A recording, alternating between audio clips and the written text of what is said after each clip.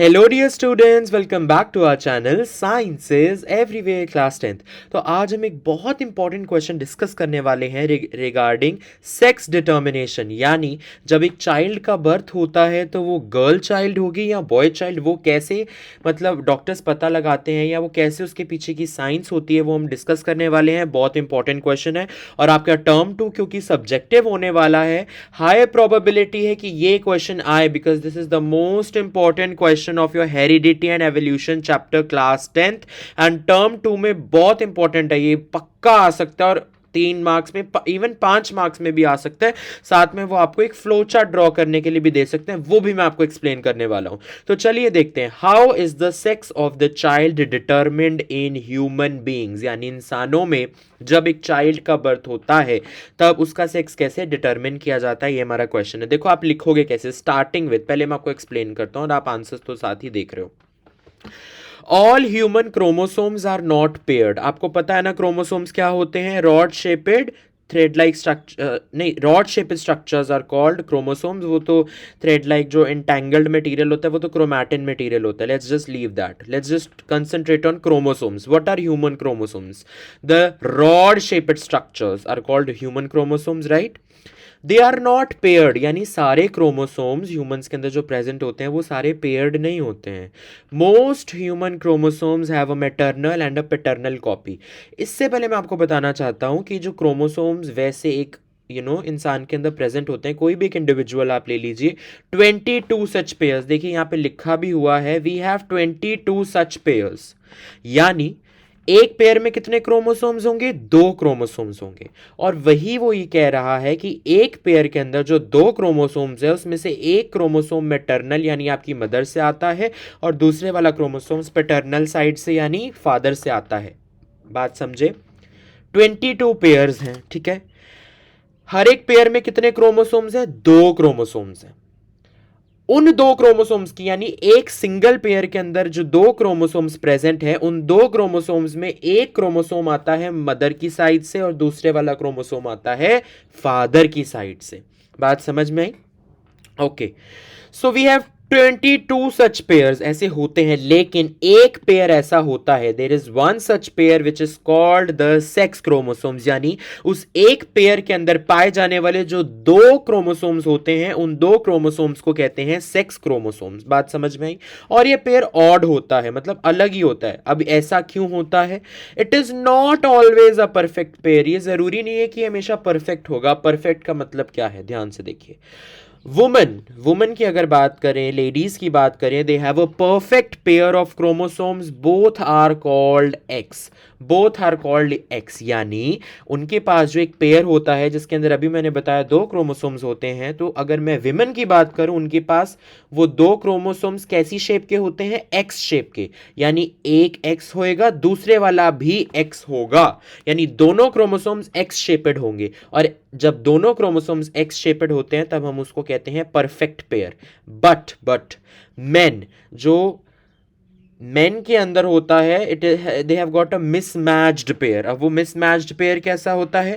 One is a normal sized x, यानी एक तो एक्स होता है। देखो, एक विमेन में दोनों एक्स होते हैं, लेकिन अगर मैं मेन की बात करूं, एक तो नॉर्मल साइज का एक्स होता है, while the other is a short one. दूसरे वाला जो उस पेयर के अंदर प्रेजेंट दूसरे वाला क्रोमोसोम है वो छोटा साइज का होता है और उसको वाई कहते हैं, ठीक है। इसका मतलब विमेन के पास जो वो लास्ट वाला मिसमैच, सॉरी, एक पेयर होता है जो जिनके उनके पास तो परफेक्ट पेयर होता है ना। विमेन के पास जो परफेक्ट पेयर ऑफ क्रोमोसोम्स है वो कौन सा है? X x.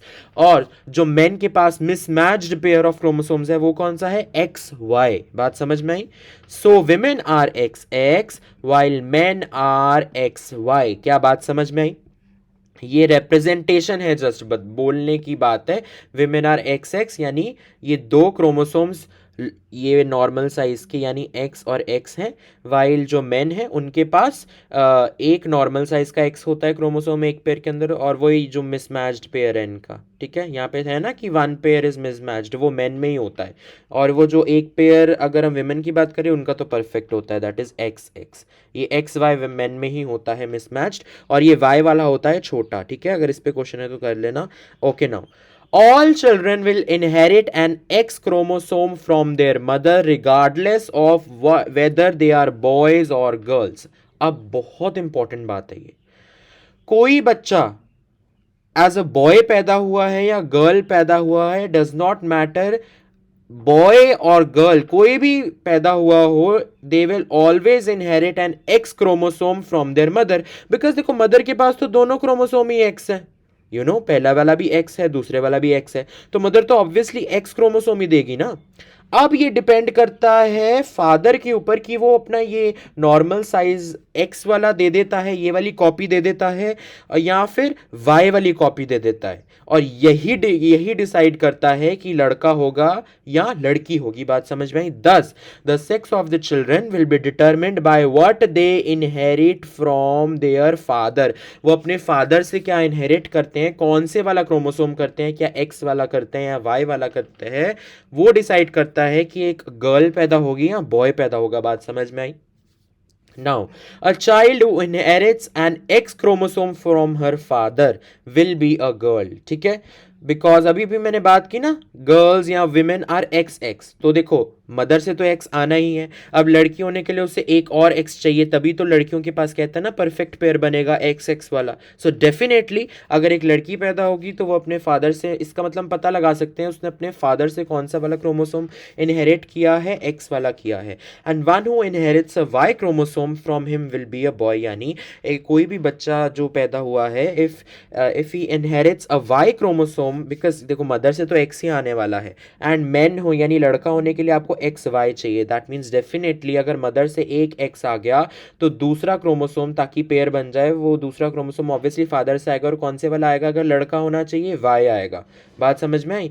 सो वाई क्रोमोसोम फिर फादर से इनहेरिट होगा तो बॉय हो जाएगा। ठीक है, पहले ज़माने में या आई डोंट नो अभी भी एग्जिस्ट करता है नहीं, काफ़ी लोग ऐसे सोचते हैं कि मदर डिसाइड्स द वो सारा रिस्पॉन्सिबल मदर को किया जाता है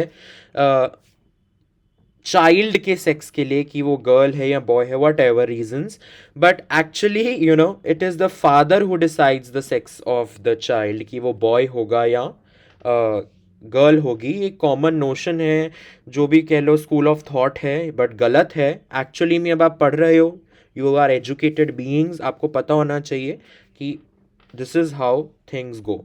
अब अगर फ्लो चार्ट कहा गया आपको बनाने के लिए, तो आप ऐसे बना सकते हो, आप यहाँ पे लिखोगे पेरेंट्स, और पेरेंट्स में सबसे पहले ऊपर आएगा मदर और फिर फादर। मदर के पास जो एक परफेक्ट पेयर होता है एक्स एक्स का, वो आप यहाँ ऐसे ड्रॉ कर देंगे, you write X and you make a circle. Father के पास होता है X Y, you write it like this, you make a circle. अब ये जो पेयर है और ये जो पेयर है, इनमें से क्या गैमीट्स निकलेंगे? देखो मदर वाली साइड से दो ही पॉसिबल गैमीट्स निकल सकते हैं, और ऑब्वियसली दोनों सेम ही होंगे, बिकॉज दो ही same means perfect pair of chromosomes हैं। तो इनके गैमीट्स होंगे एक्स, जो कि इस वाले से आया है, और इस वाले का होगा भी एक्स, ठीक है, जो इससे आया है, ये वाला। फादर के भी दो होंगे, एक एक्स होगा और एक वाई होगा। इसको कहते हैं हम ओवम, और इसको कहते हैं हम स्पर्म्स। बात समझ में आई? यानी ये वाले जो हैं, जो फादर की साइड से आए हैं, इट इज कॉल्ड स्पर्म। ये गेमीट है ना, ये एक्स गेमीट, ये वाई गेमीट, ये स्पर्म्स हैं।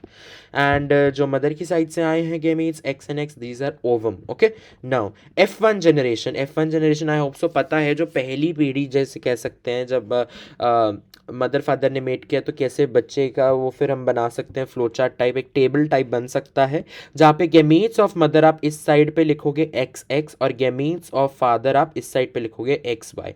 फिर आप परम्यूटेशन एंड कॉम्बिनेशन करोगे एक तरह का, एक्स एक्स के साथ मैच होएगा तो ये बनेगा, फिर ये वाला एक्स ये वाला वाई के साथ मैच करेगा तो एक्स वाई बन जाएगा। सिमिलरली ये वाला एक्स जब इसके साथ आएगा, अब ये प्रोबेबिलिटी है कि कौन किसके साथ मैच होगा जाए, क्या पता ये वाला अब इस पे आ जाओ, देखो जैसे ये वाला गैमीट मदर का, क्या पता इस वाले गैमीट ऑफ फादर से मैच हो जाए तो ये बन जाएगा, क्या पता ये वाला इस वाले गैमीट ऑफ फादर के साथ मैच कर जाए तो ये बन जाएगा। ठीक है, इसका मतलब अगर हम देखें, ये जो एक्स एक्स है ये जो एक्स एक्स है ये 2 हैं, यानी 50% चांसेस है कि गर्ल चाइल्ड हो और 50% चांसेस होते हैं कि बॉय चाइल्ड हो। इससे हमने ये भी प्रूव कर दिया। बात समझ में आई? तो आप ऐसे अगर प्रूव करने के लिए बोला जाए 50% तो आप ऐसे प्रूव करते हो with the help of a tabular form. आप ऐसे शो करते हो कि देखो जी, 2 एक्स के एक्स के हैं और 2 एक्स वाई हैं,